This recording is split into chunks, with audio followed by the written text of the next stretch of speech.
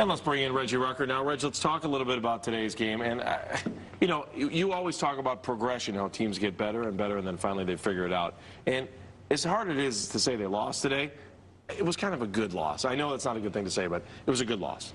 No, I mean, I kind of look at the whole Browns process as 3 phases.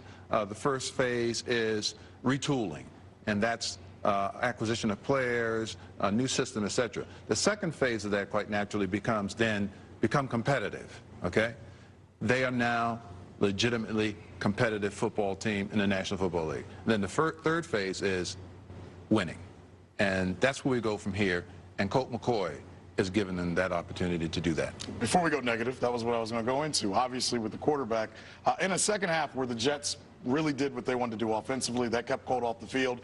But to have that last drive and to take him down the field, I think that says more about Colt McCoy than anything else that we've seen. Well, you're right, Andre, because all you have to do is take a look at the last 4 games. When Colt McCoy came into the Pittsburgh game, we marveled and we raved and we talked about, wow, we haven't seen anybody go in Pittsburgh and play that way.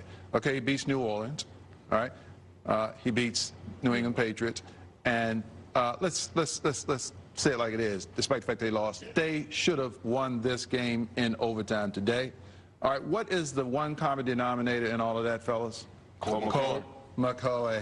All right, so are we done? I mean, does it do any good now to say, I don't know who the starting quarterback is? I mean, does that do any good? Does that stop doing that stuff? How about let's stop that right now? Okay. Colt McCoy is the quarterback of the Cleveland Browns now and for years into the future. It's not just Reggie saying that. I was in the locker room for the New York Jets after the game. I had 3 or 4 players say the same thing to me, where they said that he's obviously the quarterback of this team. Now you have a coaching situation where Coach Mangini's had 4 really good weeks. Do you think everything that's been going on around Cleveland, though, plays into maybe making decisions late in the game? Because you get the interception, ball's on the 2, you never play for the tie, but Reggie, you're not going 98 yards in under a minute. Well, this is a team that has never been in some of these situations either. I mean, we're seeing things that happen to this football team that, from a coaching standpoint and decision-making standpoint, these are first-time situations. And there are a number of things that happen out there today that, if you could plan for them, you would not do. I mean, you would not catch that football inside of the 5 if you're Joe Hayden, okay?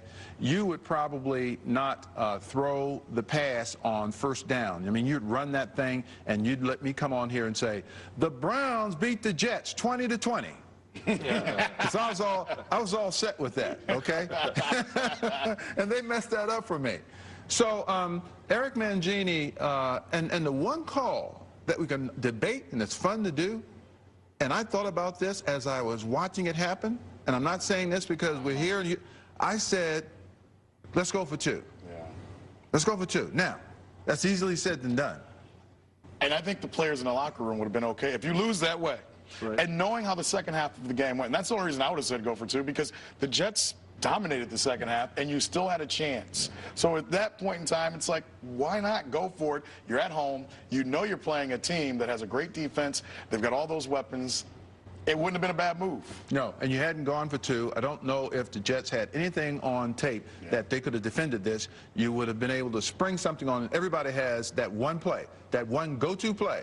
And I'm just saying, I don't have a problem with the way things happen, because I think this football team played well coached. They played hard. They went beyond our expectations, but that's going for it.